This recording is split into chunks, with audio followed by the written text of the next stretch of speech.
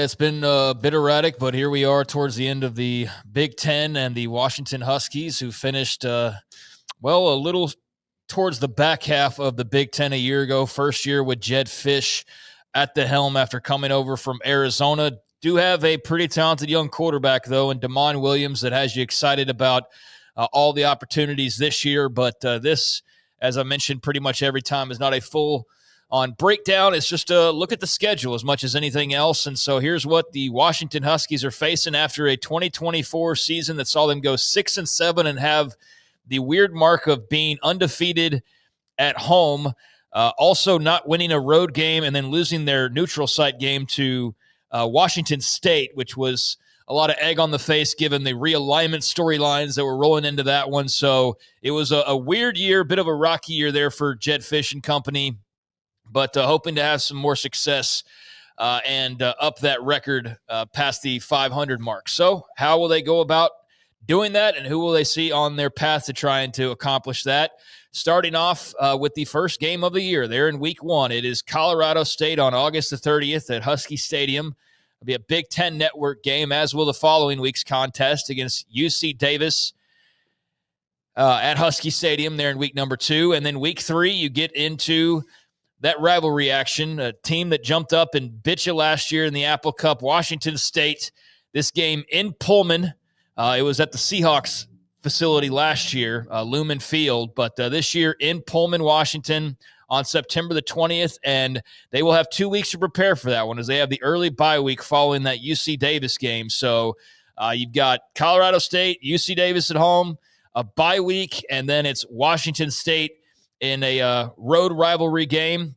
Then the following week, Saturday, September the 27th, the Ohio State Buckeyes make their way to Seattle. And I'll leave it there. That's the first month of the season. Their bye week will take a little while longer to get to that one again. So we'll just stop here for the moment. But that is a 2-0 start, most likely. And then we'll see. I mean, I don't know what to make of Washington State at this point, or Oregon State for that matter. Like, they should be the best teams for where they now currently reside. But are they still as good as they were when they were residing in the Pac-12? You know what I mean? Like, What's the talent level like? Are they still up to snuff in that regard? I don't know. I have questions about that, but it's still a rivalry game. They jumped up and bit them last year, and then Ohio State right after that. So, it could be a very interesting first month of the season for the Huskies. Yeah, I think that, 3-1 out of the first 4, keeps you where you want to be. I think, just based on what Phil just said, 4-0 is a possibility to me, obviously the possibility anytime, but I think you got to be 3-0 going into Ohio State to feel really good about yourself against that team, which I agree with them. I think that they're going to take a little bit of a step back because they lost a lot of people, including 2 very elite coaches.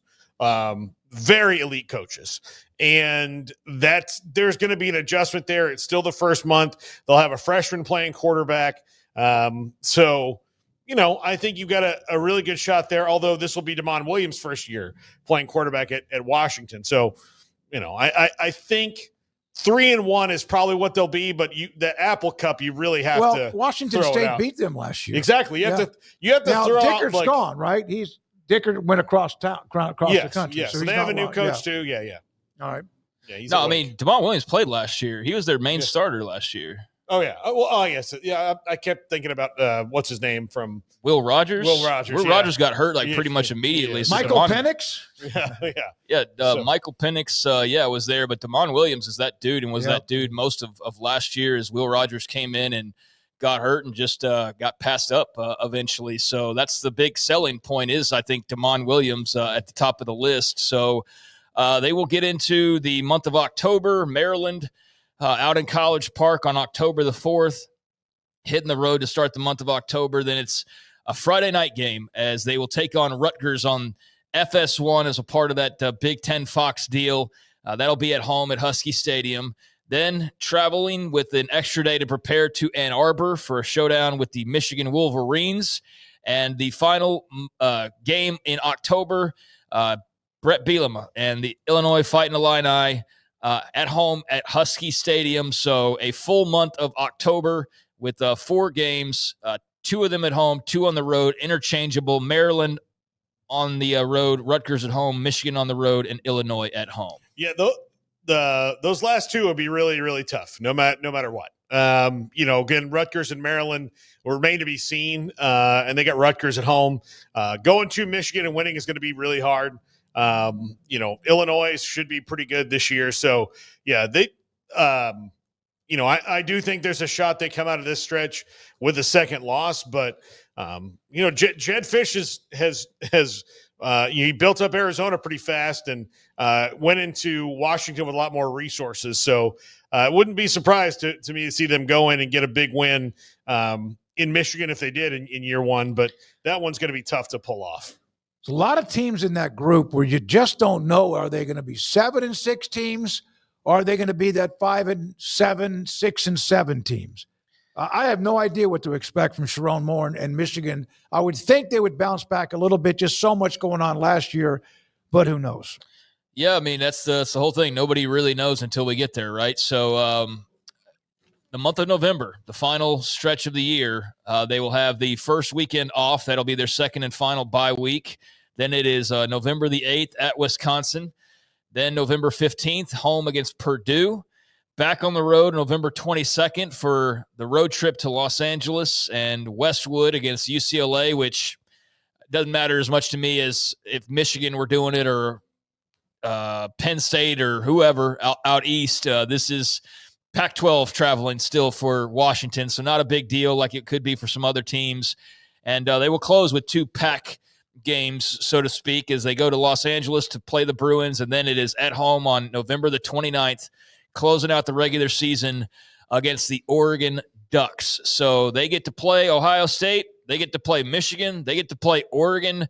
I don't know how many other teams play all 3 of those teams in the Big Ten schedule, but that is what they draw there. And as far as what they don't draw, no Indiana, no Iowa, no Michigan State, Minnesota, Nebraska, Northwestern, no Penn State, no USC, and that's it. That's who they will not face in the regular season. But they do get some of the big boys, or big brands, big names there with the Buckeyes, Wolverines, and also the Ducks. So there you go. There's that stretch run there in the month of November. I think they're a 9-3 team right now.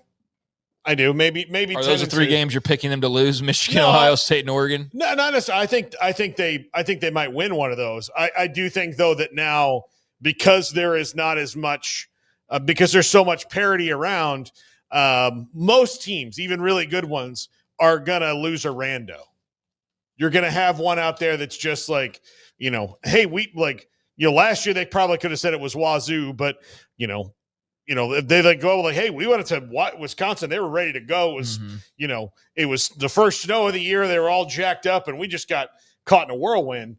Yeah, I mean, those things happen nowadays. Yeah, we got Barry Odom, 2/3 of the way through the season, and his team finally clicked, and we were kind of screwed, like that day. Hey. Like those are the things that happen more and more often in college football now because of the parity, because of the portal, because of all that. Bielema and Illinois and there's 3 or 4 of those programs in the Big Ten that aren't going to beat themselves very often, and you can't have a day where you lay it on the ground a couple of different times. So there's that extra game, like you said. It's just the weather, whatever, coming off a bigger game that you just blow a tire. Yeah, I mean, there's some excitement because of Damon Williams. I mean, Will Rogers was a good quarterback, but it's kind of the Williams show, I guess, now. And they had a promising first year with Jed Fish in terms of it's a kind of a not what they were looking for coming off the momentum of the playoff and all that. But when you have a bunch of turnover, like I just think last year's you kind of crumple it up and throw it away, right? So now we'll really get to see. Now they got their claws dug in, and we'll see what happens with Washington, with Williams definitely being the guy, and